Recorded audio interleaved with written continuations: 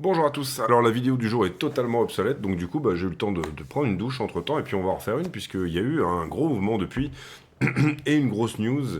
Euh, donc on va essayer d'aller voir quelles sont les zones de rejet, les zones à regagner, etc. On a déjà beaucoup développé dans la vidéo précédente qui faisait 1h30 mais à la fin il y avait 45 minutes sur le S&P, des visions de long terme, etc. Donc il y avait quand même énormément de choses sur la crypto.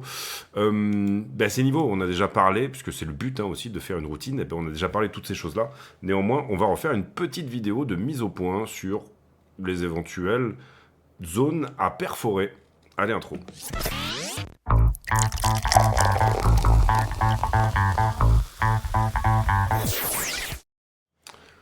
Alors, BTC 4 heures, vous voyez que ici est sortie la nouvelle que finalement, et c'était quand même un des scénarios, c'est-à-dire sous-entendu, les tarifs sont un mode de négociation. Attention, on ne sort pas tout à fait de cette idée globale de les tarifs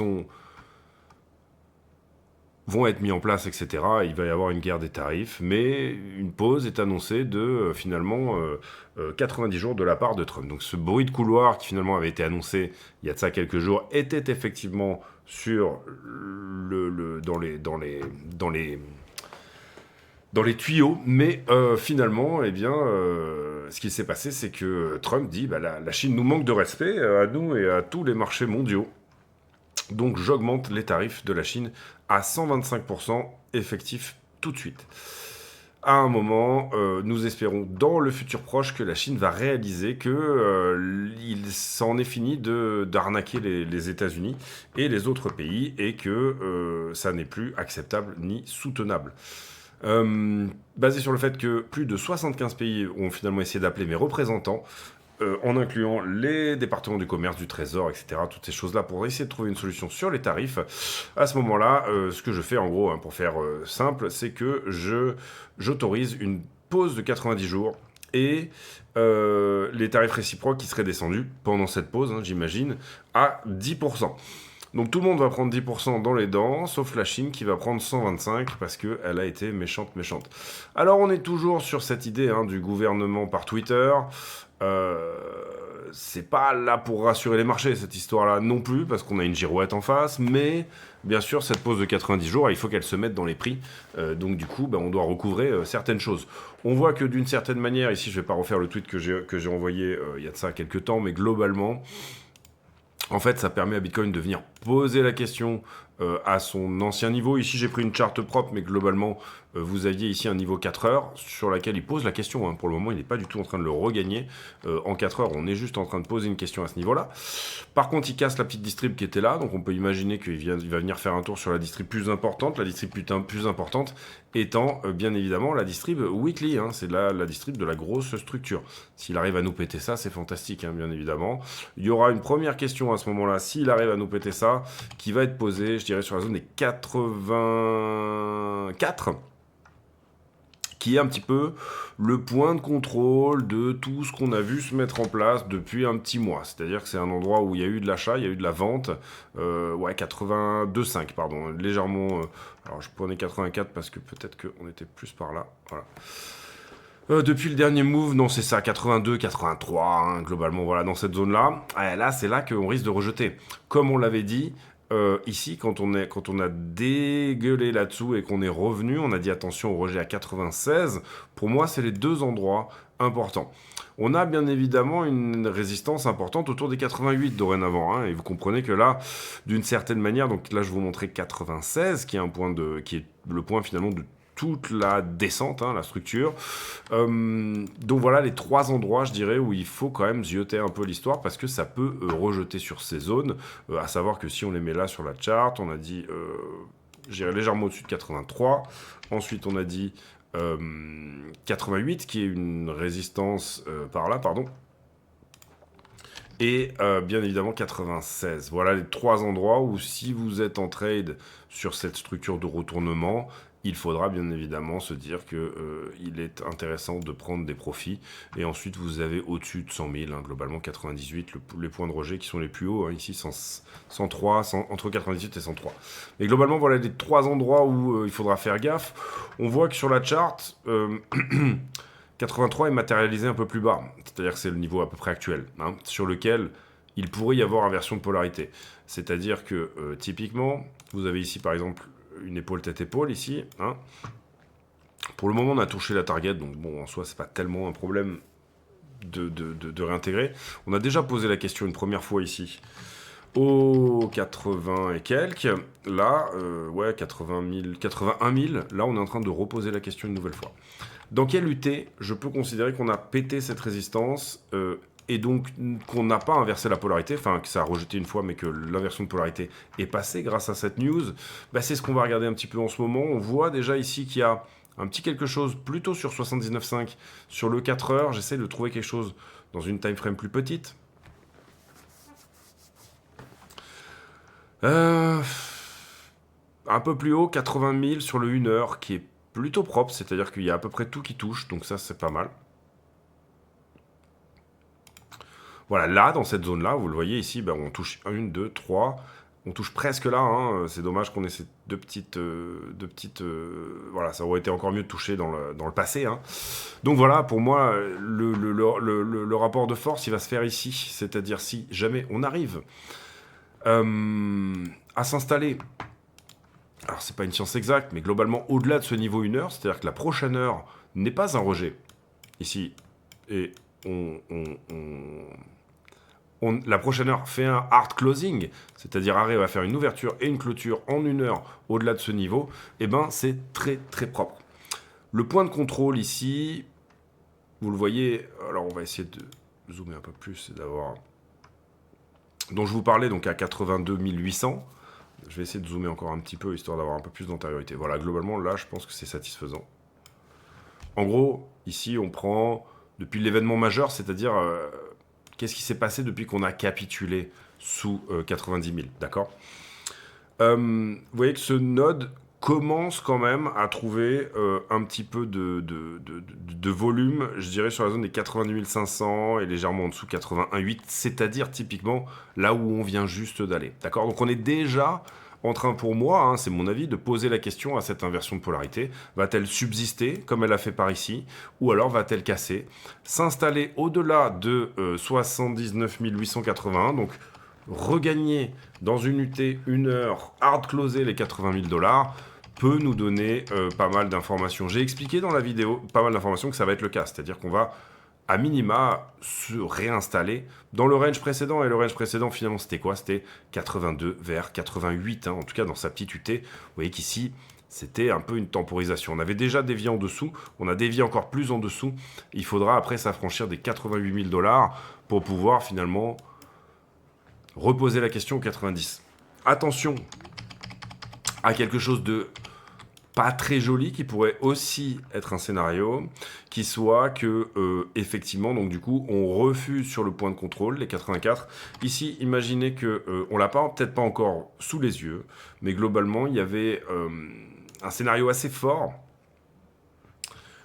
que j'ai établi dès qu'on a perdu le support des 90, qui est un range entre 70 et 90. Et si jamais on s'installe là-dedans, très bien que ça se mette en TradingView qui doit être un petit peu occupé en ce moment. C'est bien, ça sonne occupé, effectivement. Bon, en gros, un range entre 70 et 90, et si jamais on est rejeté sur 84, c'est plus ou moins l'idée, je trouve, c'est une idée très intéressante. C'est-à-dire que 70, ici, est une zone de volume profile qui manque un petit peu. 90 est une zone où on a un ancien support qui pourrait se transformer en résistance, et ça nous a montré que c'était quand même plus ou moins le cas. Donc refuser sur le point de contrôle, et quand est-ce que je suis rentré dans cette histoire? Donc qu'on a perdu, encore une fois, et c'est ce que je vous montrais tout à l'heure, les 90 000 $, donc on regarde la deuxième partie de la correction, là, hein, plus ou moins. Eh bien, il s'agissait du moment où, effectivement, on était bien évidemment sur un point de contrôle à 83. C'est ce que je vous ai montré en début de vidéo tout à l'heure. Donc, attention à ne pas refuser sur le point de contrôle pour finalement se retrouver à 70 000 $. Mais je trouve que, d'une certaine manière, ça serait vraiment propre de réintégrer plus fortement et plus vite et d'aller taper 90. Est-ce que sur... donc vous le voyez ici, 82 687 en l'occurrence ici donc, très attentif à ça, d'accord? Attention, c'est possible. Il suffit d'une annonce, il suffit de quelque chose. Très attentif à ça. Donc finalement, en gros, pour le mettre dans d'autres termes, c'est refuser une nouvelle fois sur trend pour faire un plus bas, d'accord? Et ensuite, derrière, faire ce range 70-90. Finalement, c'est le début de cette chose-là qu'on aurait un bull trap, hein, tout simplement. Et les news, Dieu sait que parfois, ça peut être compliqué. Et ou, si jamais, à l'inverse, le prix se remet littéralement et qu'on a notre élargissement ici qui est terminé et que c'est notre rotation partielle pour venir casser ça, hein, ici. Donc, c'est pareil. Attention aussi au scénario. Moi, je préférais largement qu'on vienne casser maintenant, c'est-à-dire que ça se fasse là dans la journée, plutôt que de temporiser ici là-dessous. Et là, on serait sur un scénario avec résistance autour des 82 plus trend, résistance plus trend. On l'a vu ici hein, dernièrement. En général, c'est quand même quelque chose qui refuse. Donc voilà, est-ce qu'on a passé suffisamment de temps finalement? Et si on dézoome un petit peu, on va le voir d'une manière plus élaborée. Faisons-le depuis le plus bas ici en août. Est-ce qu'on a passé suffisamment de temps à couvrir une zone qui manquait de volume profile, c'est-à-dire l'imbalance qui est ici? Et est-ce qu'elle est couverte dorénavant? C'est-à-dire qu'on va désormais aller s'occuper des shorters, hein, concrètement, voilà, plus haut. Je dirais minima jusque-là et pourquoi pas jusqu'à plus haut, puisque cet élargissement, vous l'aurez compris, admettons qu'on vienne à casser cet élargissement aujourd'hui. Comprenez que l'élargissement qui est là, si on reste dans un directionnel haussier, j'essaie de choper le bas ici, voilà. Pourrait, si on y va aujourd'hui ou demain, le CPI devrait pas être trop mauvais.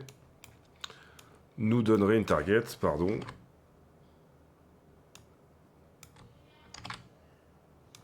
Grosso modo, à 124 000 $.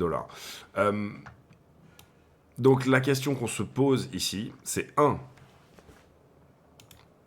Est-ce que j'ai fait le job dans la zone? Et là, vous voyez que sur toute la montée, en tout cas, il y a une belle imbalance, il y a une belle zone qui n'est pas couverte. Alors, par le passé, elle est beaucoup plus couverte, bien évidemment, puisque vous avez la correction précédente. Hein, d'accord? Là, on regarde que depuis le plus bas. Donc, c'est ça qui fait qu'on voit ici hein, ce gros node de volume profile qui me fait penser à 72, 67, 69, toute cette zone un peu d'achat. Hein. Et attention au 96, qui pour le coup est l'endroit où on a le plus de volume profile. 82 à 88 est la zone qui a finalement été bien travaillée dans toute cette descente. La zone qui manque, bien entendu, un petit peu, c'est globalement sur la montée, en tout cas celle-ci. Si jamais, en revanche, je tire un petit peu le tout, donc juste en travaillant sur le volume profile, typiquement sur l'entièreté hein, on intègre ici la correction précédente, donc on retourne un an en arrière, hein, en gros.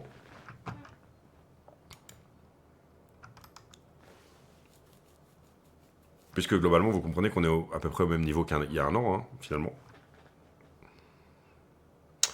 Et bien là, vous le voyez, volume profile, et la grande question, c'est pour le coup, est-ce que le taf, il est fait là-dedans?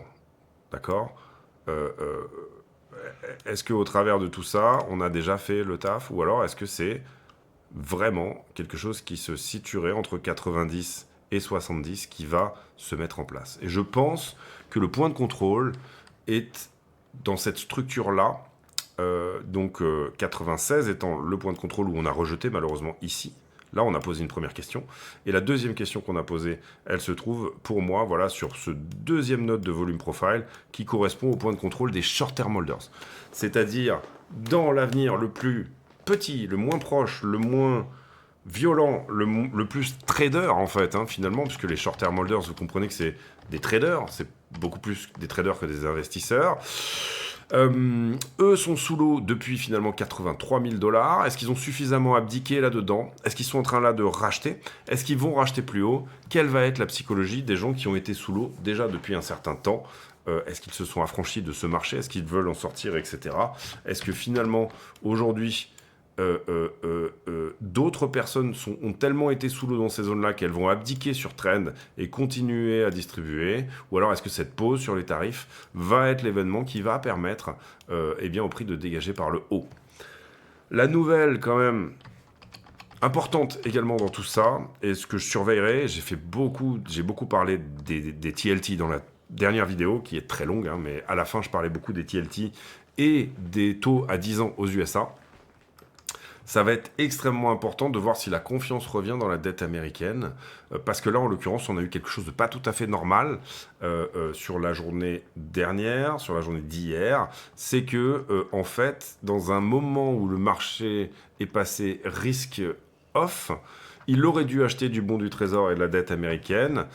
Or, en l'occurrence, en fait, les TLT ont plutôt dévissé, c'est-à-dire que les bons d'occasion ont plutôt dévissé, et les bons à 10 ans ont plutôt augmenté, ce qui n'est pas normal, d'accord? On est dans une situation où si le marché action dégage vers le bas, en théorie, tout cela, donc les taux devraient baisser, puisque de plus en plus de monde en achète, donc le rendement qui est proposé pour ces bons du trésor devrait diminuer, hein. Trop de gens qui veulent la même chose égale... alors, en revanche, très peu de gens qui veulent la même chose, égale on doit augmenter les taux pour que ces taux deviennent attractifs, pour que ces bons deviennent attractifs, pardon. Donc là, c'est beaucoup de questions d'un coup, je sais. Mais en soi, il y a une perte de confiance totale d'avec le gouvernement Trump qui est en train de se montrer de la part des marchés, et on veut que cette confiance revienne. Avec un gouvernement qui tweet des mesures, et avec...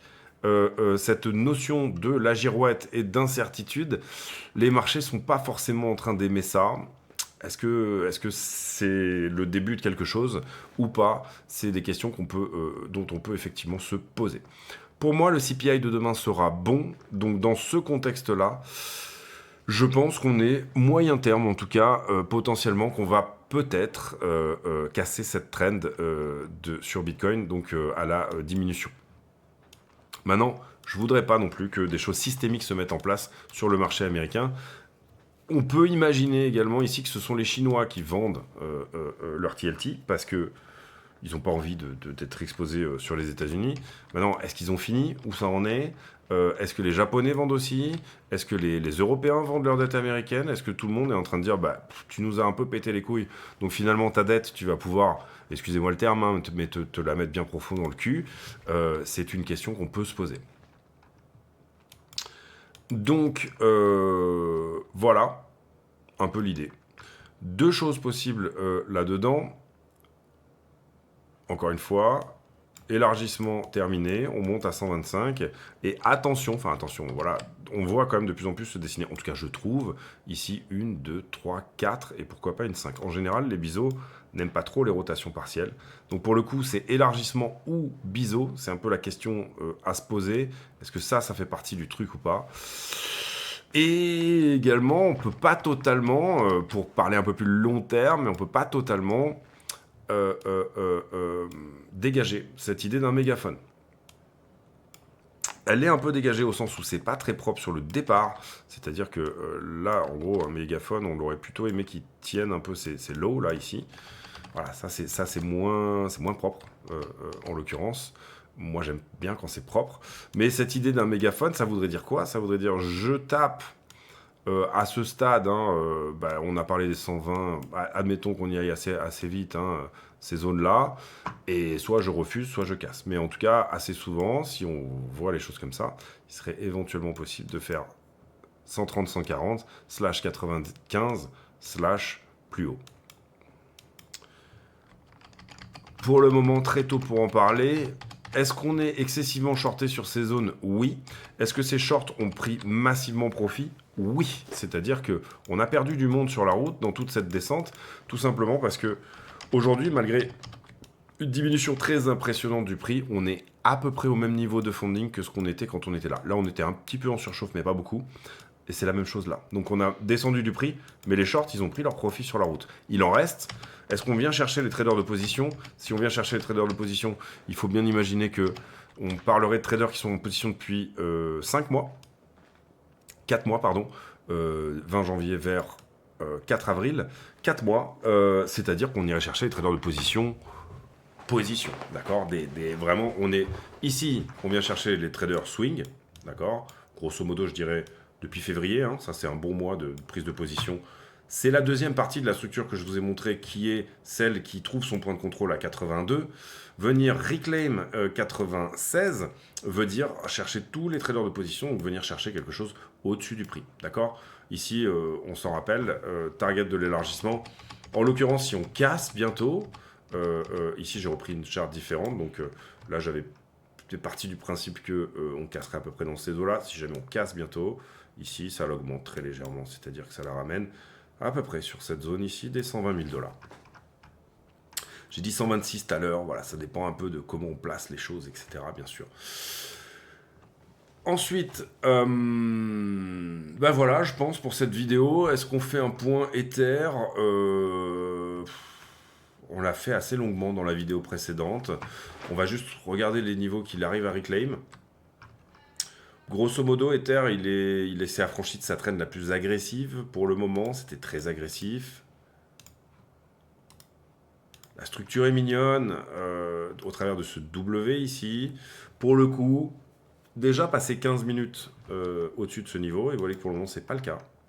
Encore, on vient d'ouvrir la bougie là, mais ça va peut-être le faire bientôt. Ouais, 20 h. Dans 15 minutes. Si dans 15 minutes on n'a pas rejeté, vous voyez que le niveau 15 minutes était propre hein, là. 1, 2, 3, 4 et 5. Donc bien s'affranchir de ce niveau 15 minutes, ça serait bien. S'affranchir du 4 heures qui est là serait bien, bien sûr. Et pour le coup, si jamais on tenait le niveau actuel, on tiendrait finalement, pas forcément un bottom, hein, mais quelque chose de propre sur Ethereum pour rebondir. Pourquoi? Parce que dans toute cette consolidation par le passé, donc 2023, on avait tenu un support et on n'avait jamais clôturé à la journée dessous. Et que, en l'occurrence, pour le moment, alors c'est pas forcément un signal de bottom ultime, mais on n'a pas réussi à recloser ce niveau-là. Vous voyez qu'on a presque à recloser. En gros, je devrais le bouger, mais on n'est pas à 2 $ près, hein, d'accord? Donc si on bouge ici, vous avez le même niveau dans le passé, à peu près. Et globalement, ici, le prix nous dit, je viens de taper une grosse prise de liquidité, mais pour le moment, je suis en train de me remettre sur la news. C'est pas la question de quelle est la news, etc. La news accélère. La news accélère un mouvement de liquidité qui aurait dû normalement avoir lieu, d'accord? C'est pour ça que parfois vous avez des bonnes news qui correspondent à des mouvements de liquidité baissiers, malgré le caractère haussier de la news, etc. C'est juste un accélérateur, un catalyseur, d'accord? En tout cas, très joli. Personnellement, j'ai une position sur Ethereum en longue et j'ai une position sur Bitcoin, donc plutôt content. Les positions sont pas excessivement énormes, on regardera demain un petit peu, hein. Mais en gros, c'est pas des grosses positions, mais plutôt content ici que cette news sorte à l'instant T. Et sur Ethereum, le niveau à reclaim, hein, clairement, on a 1812 qui pour moi représente une zone de valeur importante en liquidité et qui pourrait être une jolie target.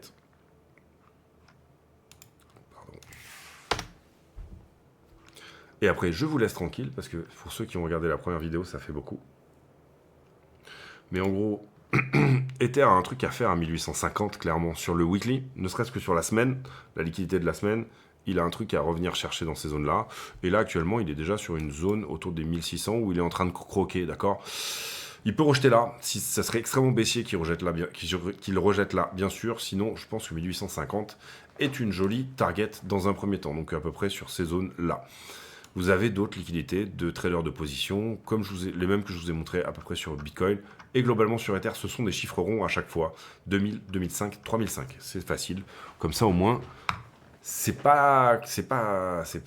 facile de ne pas se tromper. J'ai fait aujourd'hui un gros développement sur Ethereum qui serait potentiellement soit dans une flat, c'est-à-dire quelque chose comme ça, il va à 700 $, soit dans une running, c'est-à-dire quelque chose comme ça, il a fini sa correction et il est pile sur le 0,618. Les deux sont possibles. Pour le moment, je pense que sur Ethereum, ce qu'il est intéressant de jouer, c'est à minima hein, pour un retour sur la trend la moins agressive ici, hein, qui nous ramènerait dans les 2200 au jour de l'instant T. Si jamais il a terminé cette flat, on devrait prendre le haut, auquel cas on devrait le voir si ça casse l'élargissement également de son côté. Si ça cassait l'élargissement de son côté, on pourrait tabler sur des targets autour des 5300 $. Mais tout cela est une autre histoire. Tout cela, ce sera des choses qu'on regardera tout simplement déjà quand il aura regagné des niveaux déjà qu'il a perdu jusque-là. Donc voilà.